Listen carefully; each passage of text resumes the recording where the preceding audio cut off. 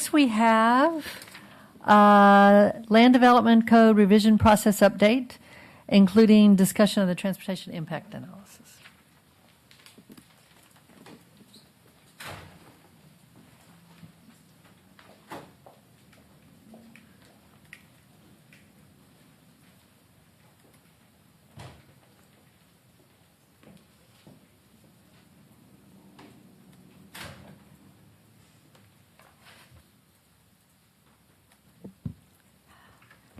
Good afternoon. Hello again, Chair, Council members, Anik Baudet, Land Development Code Revision Team. So pleased to be here today with co-lead Brent Lloyd and Danielle Morin, who is on the leadership team specific to transportation.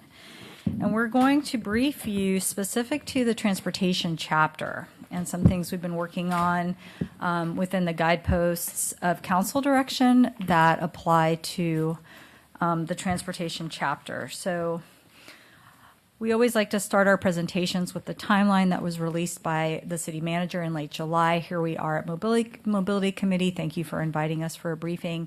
And we just firmed yesterday a special call, which hopefully all of you have in your box by now. It was kind of fresh yesterday. Next week, I believe that's Wednesday, the 28th, for a special called work session on the code where we will be going through some specifics related to three things, but transition zones being one of them. So any questions about the process afterwards, we're happy to entertain those as well.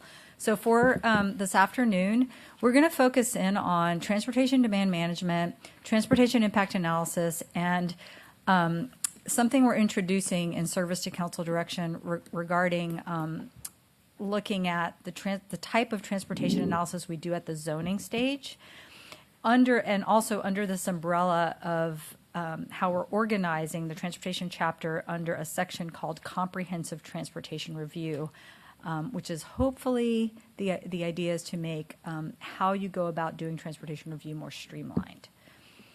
So I think it's important for the public and for those who will review this presentation, you all know, what transportation demand management is and what transportation impact analysis is, but I'd like to go through a definition real quick and also have this slide for the public. So transportation demand management is transportation conservation. Like energy and water, transportation is not a limited resource. TDM aims to conserve existing roadway infrastructure and use it more efficiently. It's the idea that there should be a focus on moving people and not cars. Transportation impact analysis is required in the code, and the purpose of a TIA is to assess the impact of a specific development and the trips generated by that new development and identify potential context-sensitive options to that location of that property to mitigate those impacts. So in theory, this is demand and supply, and they should work together. And so what you're going to find is that as we go through the presentation in current code, the current code is very much focused on the supply side and not so much the demand side, and that's the big change that we're able to do with the Land Development Code revision opportunity. So council's direction asks us to continue including and to enhance a site plan process that assesses the infrastructure needs of developments, including the cumulative impact of development, and facilitate the installation of new infrastructure funded in whole or in part by new development. And we feel this definitely speaks to transportation, and we'll make that nexus in a second. And then secondly, the direction asks that development should be able to use a predetermined set of transportation demand management tools, such as building additional bike lanes or sidewalks, providing bike storage, public transit stops, and other mechanisms. So with that, as I said, you'll see a section in the transportation chapter titled Comprehensive Transportation Review. It is intended to be an umbrella category where we house the triggers for TDM, TIA, and where both TDM and TIA would be triggered. In reviewing the direction, we realized that we need to do a better job in the code to address the cumulative impacts of developments. We all know that when Previously, and Brent will talk about this, when developments come in just under the 2,000 trip limit, there was no TIA or mitigation required in the past. There had been a long history of that happening, and so it's no surprise that we have the transportation issues that we have today. So we have an opportunity with the code to look at that.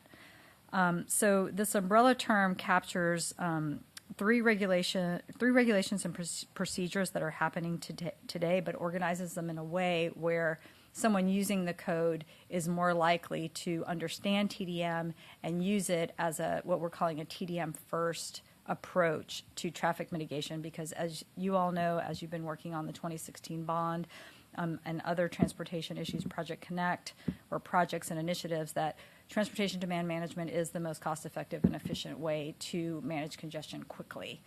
There's longer-term projects that we do with the state, et cetera, but demand management is something that we can do locally focused to get a quicker response. The other things that we're looking at differently through the development process is, well, you just got the impact fee presentation, which is coming later, which is related.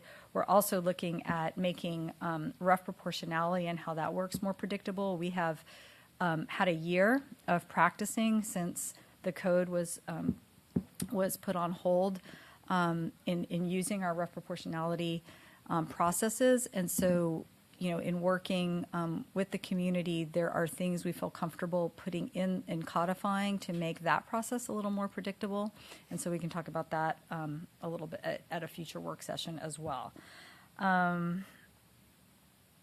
So the other thing we're working on is in this code is to writing the regulations so that we have more flexibility in having developers build the mitigation rather than posting funding for it, so that there's a tighter temporal nexus between when the development goes in and when the improvement is made. For many, many years, that has not been the case. There's fiscal posted, money posted, and the improvement goes in years later, and that's just not how it's supposed to work. We need to get the mitigation closer to when the development goes in, and so we're really trying to do that with what you'll see in the proposed revisions that are coming. So I'm going to talk a little bit about demand management and how you're going to see it in the work that's coming out on October 4th. So right now, transportation demand management, any mention of it does not exist in current code. In draft 3, we introduced this comprehensive transportation review umbrella category, and we introduced TDM, and we also lowered the trigger for impact analysis to 1,000. We've received a lot of feedback on both of these, that it was confusing. A lot of people didn't like the potential effect of having more TIAs and not understanding, because it hasn't been super effective in the past. So with the new council direction, we were afforded the time and also, this direction to look at the cumulative impacts and also incorporate TDM. And so what we've come up with, like the high level, is we've reorganized the flow of the chapter. So when you see that chapter, which is one of the shortest chapters, maybe it's a short chapter, it will make more sense on how you should be thinking about transportation mitigation. With the first thing to think about is TDM. And then Danielle Morin is here, and she is working on the Transportation Criteria Manual, which is where, in the council direction, that list of choices and how those relate to lowering trips will be housed. And so those two will work together. So TDM first, and then in response to the comments we received about the trigger of 1,000. So what we were trying to do is say we need mitigation for all development, and it should be right-sized. But that 1,000 was just like, okay, that's too broad. And so we have now 4 tiers. So what we've done is we've said, if you're under 1,000 trips, you don't have to do a TIA, and you may be required to do some TDM or some sort of mitigation, dependent on where you're located, context sensitive, and that should be an easy exchange between staff and the applicant. If you're between that 1,000 and 2,000 trips, TDM can be used and will be a strong component per guidance from the TCM to lower those trips under 1,000 to alleviate you from the TIA process, which can be costly, and we hear that a lot, and cumbersome. And Brent's going to talk about the TIA process and how we're trying to improve that. Next slide. So you can use TDM to do more meaningful meaningful things to, whoopsie, what happened there? Oh, no, not yet, not yet. So you can use the TDM to reduce your trips so that you're under that 1K for the TIA, the 1K production of trips. So if, as of today, if you're 2,000 or over, you can still use TDM, and in fact, it will be required as a first step, but you still will have to do a TIA. But it will be more multimodal in focus, and Brent's going to talk about how we're changing how we do the TIA. TIAs in the past have been extremely auto-centric, and we're changing that in line with our 50/50 mode share from the Austin Strategic Mobility Plan that was passed in April.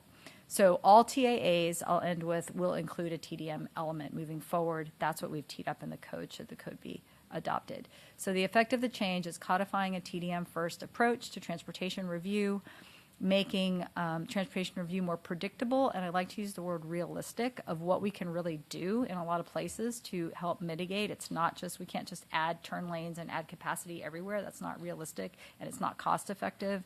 But there are things we can do more realistically and multimodal focus to mitigate transportation. It improves the context-sensitive approach to what the mitigation is, and a lot of times I'm not going to, it's going to vary. It could be a transit stop, could be a bike lane, could be a turn lane. We will hopefully, if impact fees go through, we'll have more funding sources from the developers, contribution both for capacity for motor vehicles, but also for multimodal through other mitigation. And then lastly, I'll end with, TDM is a new thing for cities, and San Francisco is really a good model. In their planning department, they have a program called SHIFT, which is their development TDM program. And we are working with the law department to make sure that these things can be enforced. That's always been a question with new TDM programs with cities, is how do you enforce that? It's really easy to see, did you put in your turn lane or did you put in your signal? But how do you know with some of the soft programmatic stuff? And so we're looking at enhanced enforceability, and Brent can talk a little bit about that too. So with that, I'm going to hand it over to Brent to talk about some changes to the impact analysis, and also how we're proposing to look at impact analysis at the zoning stage of development. Brent Lloyd, Development Officer, DSD, and I'm going to talk, as Nick said, about transportation impact analysis, and also about kind of how it relates to different stages of the development process. Our ability as a city to address transportation impacts varies at different stages of the development process, and so I want to try to provide context for how those different stages relate and differ. By way of a broad overview, current code provides that a TIA is triggered when development is expected to generate 2,000 or more trips. In our prior work, the trigger for a TIA was reduced to 1,000 trips or 100 peak hour trips. There was an active modes analysis codified, and active modes analysis is basically an analysis that's intended to expand the scope to not just looking at cars and roads, but looking at multimodal transportation infrastructure as well, and opportunities for meaningful improvements in that realm. It clarified requirements for initial versus updated transportation impact analysis. It imposed time limits on the validity of a TIA, and it clarified the geographic scope of intersections required to be included. Potential revisions that will be appearing before you in October carry forward much of the work that I just outlined from Draft 3. Additional revisions would specify that TDM but not TIAs would be required below 2,000 trips. And as Anik mentioned, utilizing a TDM first approach. And TDM basically, just to sort of expand briefly on some points that Anik made, if you're a project that triggers a TIA, which is the realm where you're potentially required to make the biggest contributions towards the impacts of your development on the transportation system, doing TDM measures that are really shown to reduce the demand generated by your development and reduce trip counts, that can be a way for applicants to buy down the amount of mitigation that they have to provide. And so TDM for projects that are over that 2,000 trip limit, that can be a way for developers to sort of reduce the amount of offsite infrastructure they have to provide or contributions towards it. If you're in that 1,000 to 2,000 trips range, you have to do it, and it may reduce your overall contributions that you're required to make, which are going to be less anyway because you're not a TIA project. But you're not getting out of a TIA like you potentially would be. If you're in that over 2,000 trips, there may be some projects where TDM is robust enough and where they're not far enough over the 2,000 trips where they could actually reduce to below 2,000. So some other context that I want to provide before I move on, I think, to the final slide is just that TIAs are very important and they come up a lot, but there's oftentimes not a lot of context provided as to what their role is. And there was a time up until about a few years ago where the city's code was structured in a manner where we couldn't even require developers to really contribute to the impacts of their development on the system other than just in basic internal improvements unless they cleared that 2,000 trip trigger that requires a TIA. Over the years and with an update to our ordinances that occurred, I think about 3 years ago, we have the authority now to require improvements whether or not a TIA is triggered.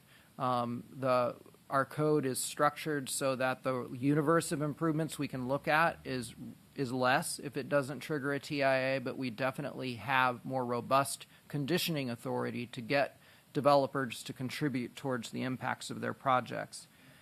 In many cases, the information provided by a TIA is not really necessary. There's a lot of cases where we know the impacts a project is going to have. We have supporting analysis of similar projects in the area that really render the information in a TIA redundant.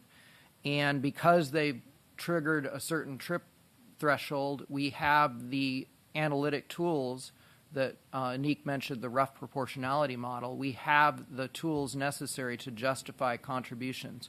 So one of the things that you will see in the work that comes forward in October is a more specific discussion of the role of TIAs, more clear requirements, and provisions for waiving them, because there are definitely instances where we don't need the TIA. We know what improvements are needed. We have the justification based on trips, and so it makes good sense to just dispense with having to provide a TIA. Another point that Anik mentioned that I want to really emphasize is that in talking with peer cities and talking with consultants that are helping us and trying to help us improve how we deal with transportation, a lot of these tools, it's about not just having the tools, but how you leverage them, how you use them. And it's about using, street impact fees are an example of that, but also the TIA tools.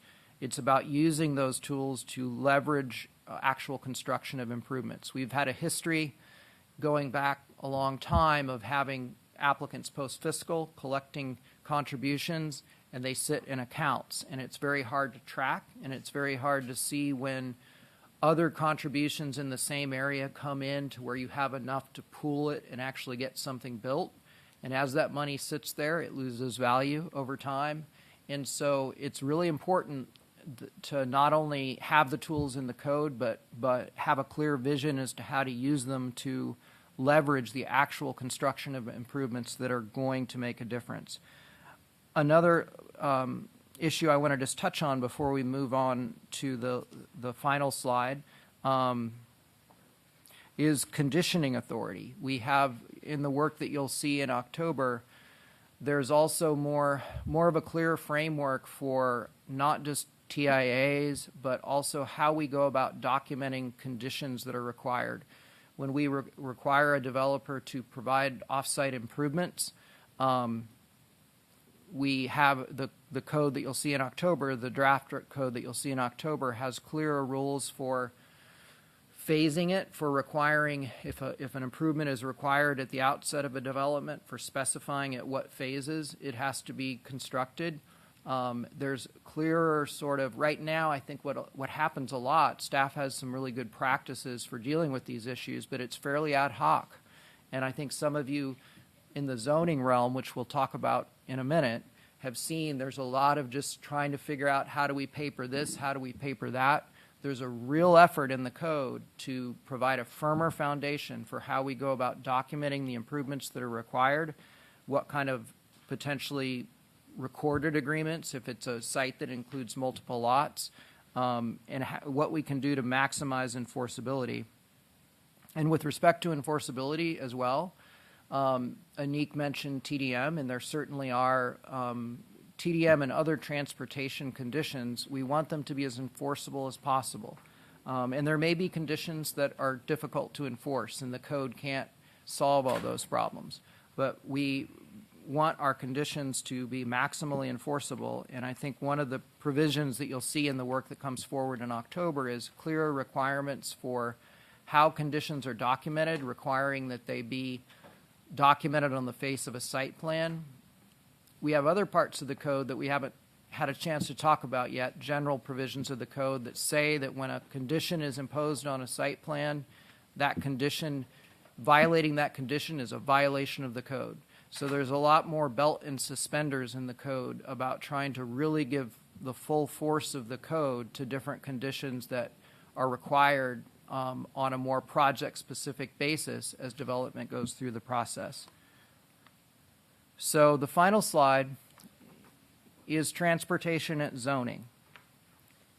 So current practice, and I'll just set the stage by going through the slide itself, is that current code does not explicitly require TIA be done at zoning.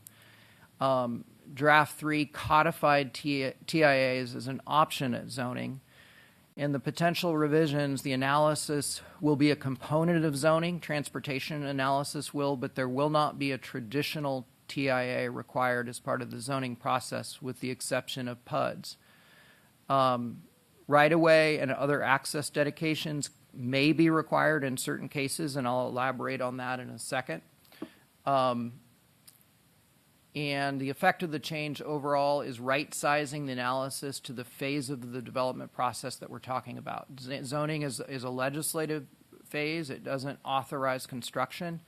And in looking at other cities and best practices, we're going to be recommending that transportation be looked at and considered differently at zoning. The analysis that's provided at zoning should be informative of council so that you can make an appropriate decision about whether, from a land use perspective, from a planning perspective, it makes sense to entitle property in the manner that's requested or proposed by the rezone. So with that, I want to just make a few broad points. Whenever my experience, having worked on a few code rewrite sorts of things, whenever you're rewriting a code or even just a portion of a code that's been around for a long time, you can find that perhaps the code doesn't actually reflect practices, what's really happening. And in those situations, you have to ask, do we want to just write into the code what we're doing so that our practices are properly memorialized in the code, or do we want to revisit things? And with transportation and TIAs, our code does not reflect what we're doing in a lot of ways. And we want to not simply, the staff proposal is not simply to kind of document what it is we're doing in the code, but really use this as an opportunity to revisit things. And so with respect to zoning, in looking at peer cities, and there's going to be in the draft that comes to you in October, there definitely are some. It envisions going forward a different process with respect to zoning and with respect to rezones. And in looking at peer cities, there's not the analysis that's provided at zoning is truly analysis. There are not, in looking at other cities in Texas and around the country, there's not an attempt to pin down precise improvements and require mitigation with the same degree that we sometimes do through our zoning process. As I mentioned earlier, zoning is a legislative process that sets the rules for property, but it doesn't authorize construction. And so some exceptions to that are PUDs. PUDs are an accepted tool in Texas and around the country for creating kind of a standalone district that is specific to a project. It gives a lot more detail about what is going to be built than a standard zoning case should. And so the work that you see in October will provide sort of more authority for conditioning projects at a PUD stage than will exist for just normal rezones.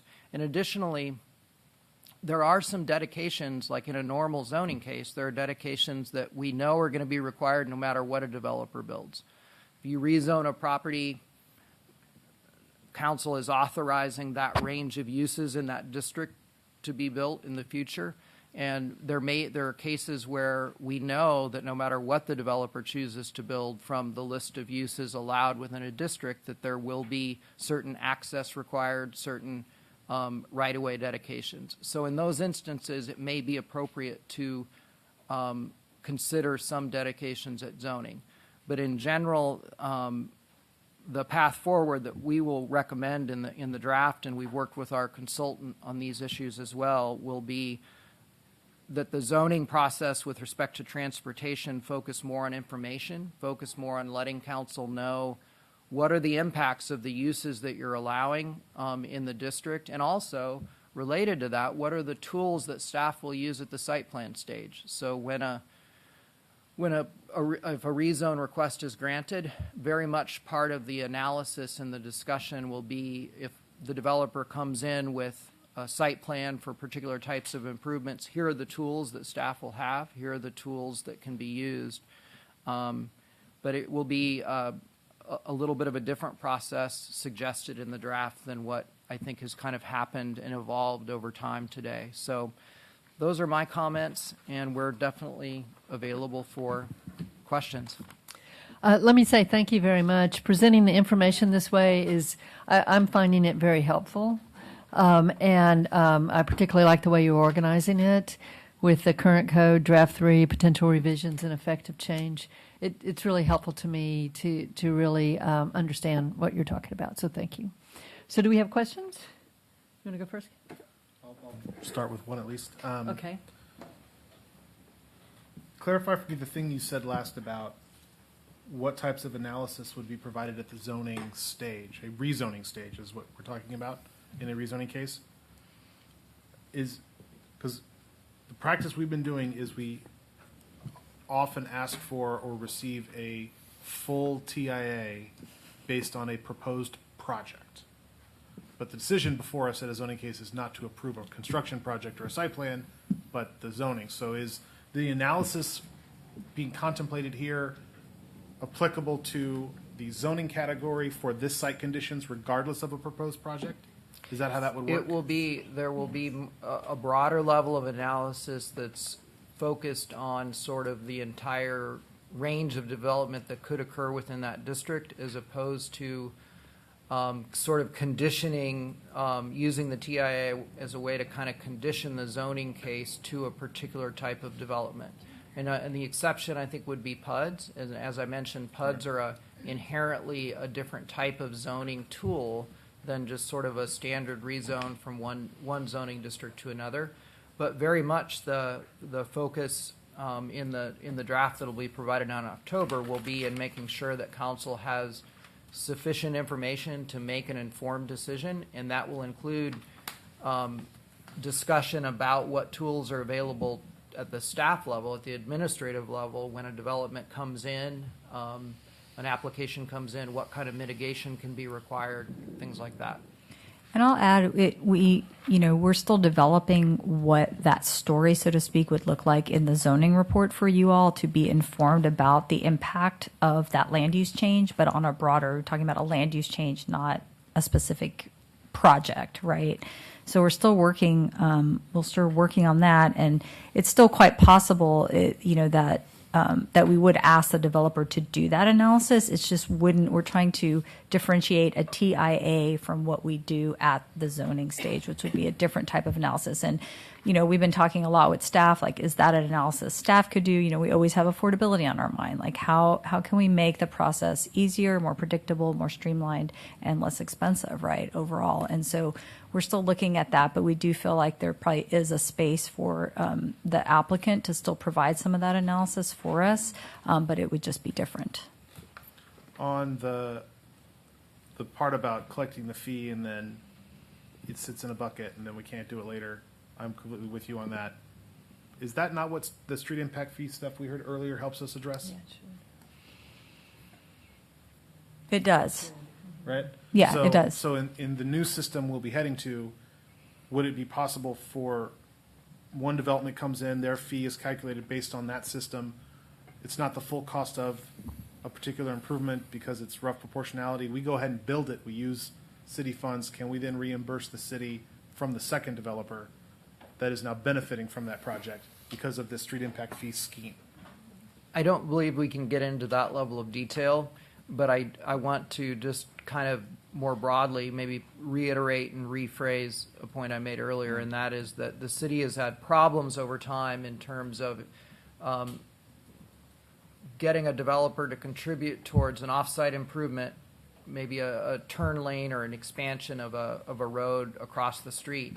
And then the amount that the developer is required to contribute towards that improvement is not enough to perhaps get it actually built. So we have to track money that comes in from other projects, and that has proven difficult for the city to do effectively. And I think even without what's going to be presented to you in October, over the last several years, there have been major improvements made in that regard. But the focus is going to be on really giving staff the tools necessary to leverage the actual construction of improvements. So to the greatest extent possible, we would like in more projects to come out of it not just with sort of money earmarked in accounts, but actually having some projects built, some actual improvements built. And a more flexible approach to TIAs is going to be one element of that. But that is really the objective. And I think that you're correct, Councilmember Flanagan, that street impact fees will very much help us in that regard. Thank you. And obviously, the longer you wait to build it, the more expensive it gets to build. And so I think that should be a top priority. I think we're all in agreement on that. My last question is just in how we measure trips, something that I've been frustrated with, that trip counts and their calculation is at best imperfect science. I see on slide 8 that draft 3 was using a 1,000 daily or 100 peak hour. How are we thinking about trip counts in a more pragmatic approach, especially when we think about some uses have different peaks? And are we thinking about fully leveraging so that we're not building the road to a single peak as opposed to leveraging it at all times? If that makes sense. Yeah, it does make sense. We typically use the ITE, which is International Transport. What does ITE stand for? Somebody help me. Institute of Transportation Engineers. Thank you. ITE. I'm a planner.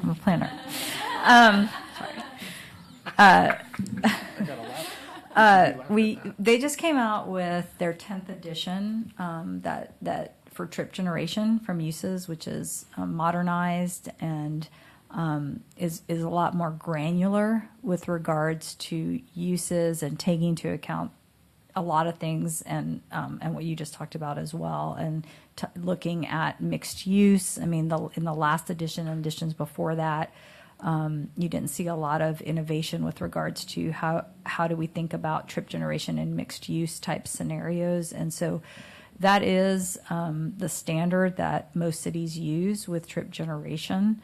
But I will say that the 10th edition does a much better job, and we've already been using it, and it's a little more complicated. There's a lot more nuances to it, but that's a good thing. So there's not really a change. That's a criteria manual or an administrative decision on how we do that. But we're definitely always thinking about off hours, off peak, and there's guidance in that ITE manual on how to do that. So whenever we would ask a developer to do a TIA or the analysis of zoning or whatever, they will take those nuances into account. And we're always, and like you said, it's a forecast. It's a guess.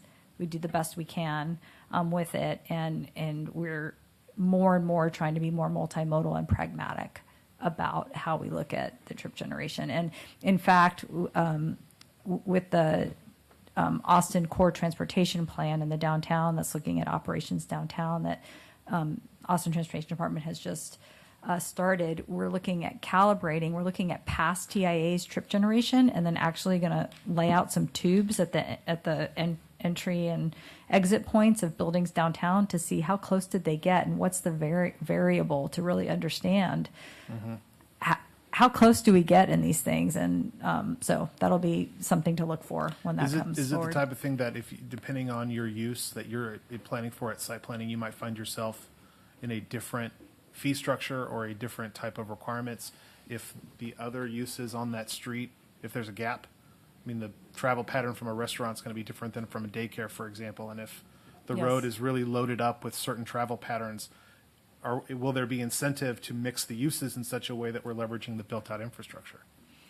I would hope that that would be part of the analysis. I don't know that that would be a code requirement, but that would I would be, hope. I'm asking you to do it. Yeah, okay. Well, I mean, yes. I mean, we're trying to be more comprehensive Yeah. and per the direction that goes back to the cumulative, Yeah. right? That goes back to the direction and the cumulative. So yes, we are being more holistic. And I think what you're going to see with the changes in the code coming forward on October 4th is a framework that, allows us to and almost requires us to be more holistic and multimodal and innovative when we think about trip generation, because it's just there's a lot to mitigate out there, and we have to be more modern and innovative when we look at traffic. That's really exciting. And my last plug is not a question. The tubes, when you lay them out, I've had folks from my district talk about when they see the tubes, they drive over them a lot to make the counts go up. So if we have the kind that you can't tell are happening, that would be better. Well, I don't trust anything that was So done with noted. tubes. Okay, Councilmember Alter? I've had folks cut the tubes, so I can. Yes. Thank you for this analysis. It's, again, like Councilmember Kitchen said, I appreciate the format. I did want to mention for Councilmember Flanagan, I think if I'm understanding correctly, what you're proposing in terms of getting things out quicker, that was something that we did with some PUDs.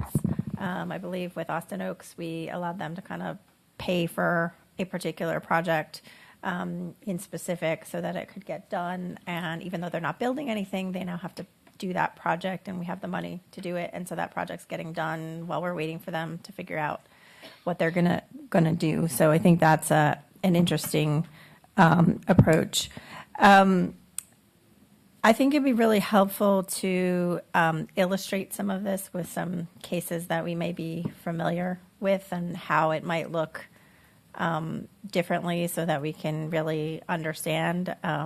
There are parts of what you're saying that I really like, and there are parts of what you're saying that I don't know that I'm understanding appropriately to know whether I, as a policymaker, would have the information that I need to make decisions, or whether the community would have the information it feels, or whether we're just setting up a situation, which I don't think is your intention, but is to assess whether we're setting up a situation where the developers can just game the system so that they don't have to do the analysis, because we know it is problematic to enforce TDM. So having some illustrations, I think, would be helpful. I'm glad that you're emphasizing the importance of enforcement. I think that is going to be really crucial to be able to prove to the public that you have ways to enforce the TDM. We already have problems with enforcing things within our TIA. Even with our PUDs, where we have more control, we've had to, very, very closely watch the Grove, for instance, to make sure that they were following what they had promised with respect to delivering on things. So I think that enforcement piece and making that very clear is important. I wanted to clarify, though, I'm all for doing the multimodal and having that part of the analysis, and for them to keep that in mind. But there are situations where some changes can increase vehicle access in significant ways. And I don't want us to be missing those opportunities because we have too much invested in the TDM, which I know we have this investment in the mode shift, but otherwise we won't get those vehicle changes, which, given the volume that these folks may be putting in, may be necessary. So can you speak to how that type of situation, it's one thing when the vehicle part is not going to yield much change, but TDM will yield a whole lot more. But there have to be situations where you could get a whole lot of TDM and you could get vehicle improvements. that are significant. I mean, you're exactly right. There's always going to be a mix. There's always going to be a mix and a type of mode share. I know in other cities that we looked at, certain districts have a mode share goal that kind of helps back into the type of improvements based on where in the city they're located, which is really interesting. We haven't explored that idea in our current work.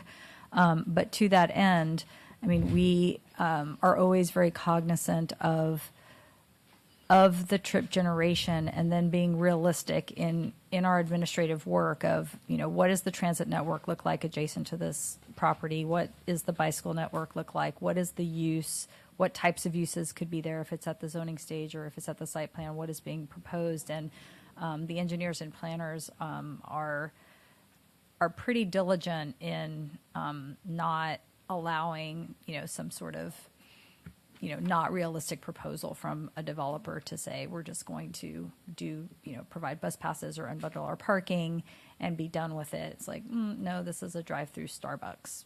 We probably are going to expect some vehicular improvements. And so that happens administratively, and we're pretty diligent in how we look at the mode share at the time of when we're developing the mitigation. So that's where that would be caught. But I think Brent wants to add.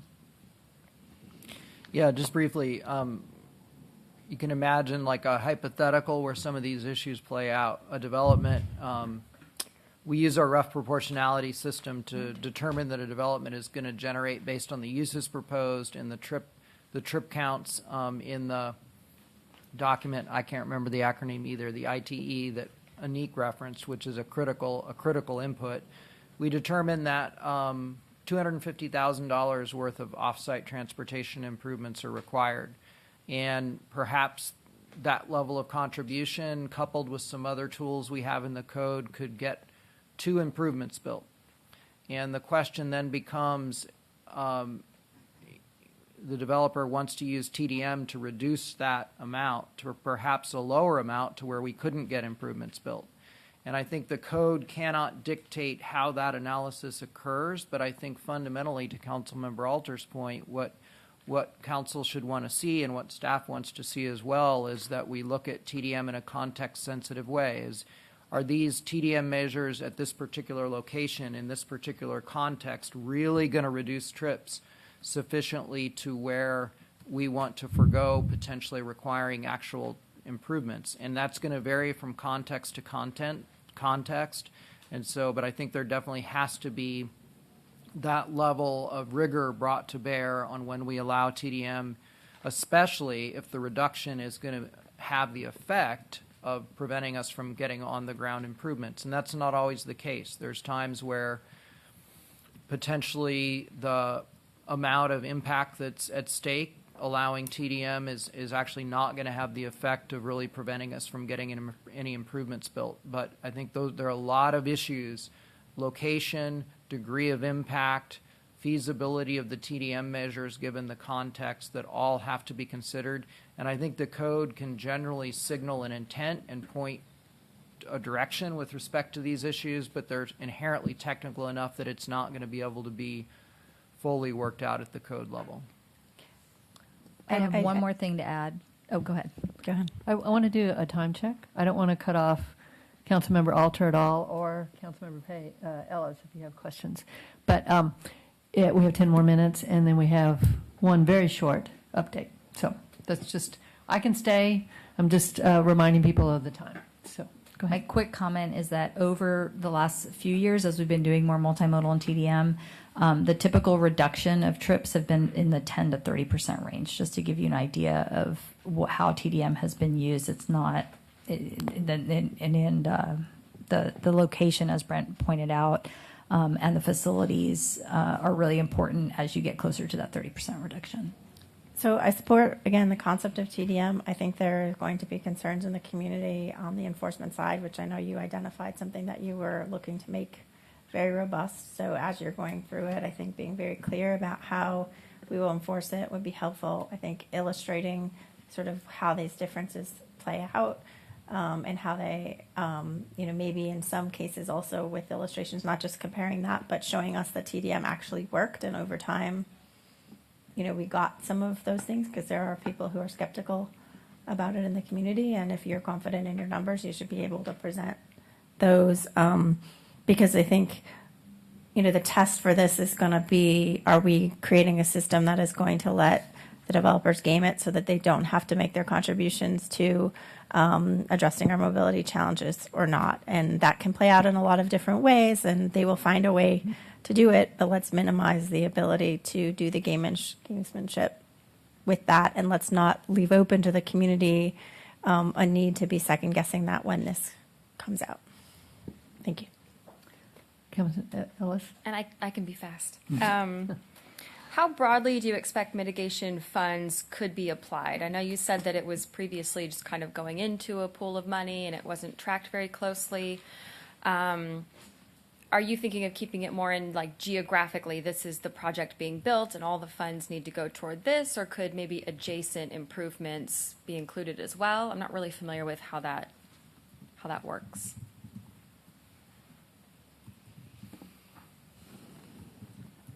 So we have to, when contributions, when a developer contributes to transportation impacts for their development and we condition a project on that, those contributions have to be spent within a geographic area of the development. They have to be spent on improvements that are related and proportionate to the impacts of the development.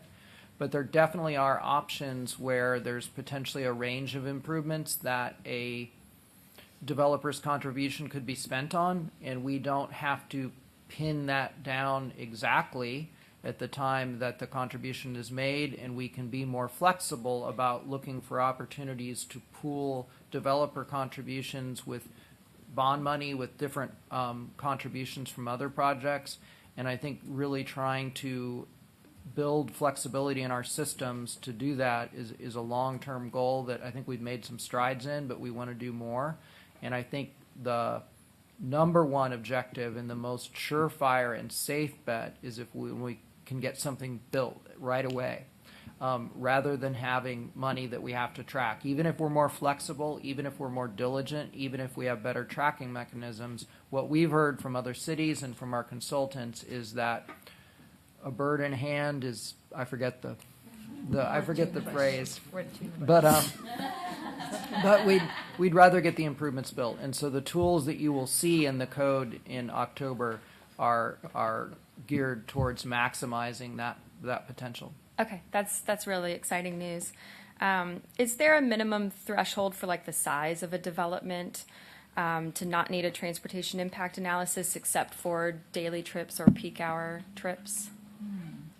Like you were mentioning a Starbucks, if it's like pretty small and doesn't really have a whole lot of parking needs or... Well, the TIA trigger is 2,000 trips. Okay, so that's that the is the threshold. trigger, but we have... So the way our code is set up is we have... when a project triggers a TIA, there's a broader range of improvements that the city can consider having the developer contribute to or potentially build. If it doesn't trigger it, if it's below 2,000 trips, either initially or by use of TDM to reduce the trips to below 2,000, then there's a smaller universe of improvements. But regardless of the trips a project generates, we have the authority in code and we have the analytical models necessary to require projects to contribute fairly and proportionately to their impacts. That's helpful. Thank you. Yeah, to give you an idea, on the residential side, it's approximately 300-unit apartment complex is about 2,000 trips. To give you an idea of size of development, I don't know what the equivalent is on the commercial side, but just to give you an idea of the magnitude of, because I think that's what you're asking is like, is there a size to kind of visualize what is that 2,000 trips? It varies, but generally on the residential side, it's a large apartment complex would be that trigger.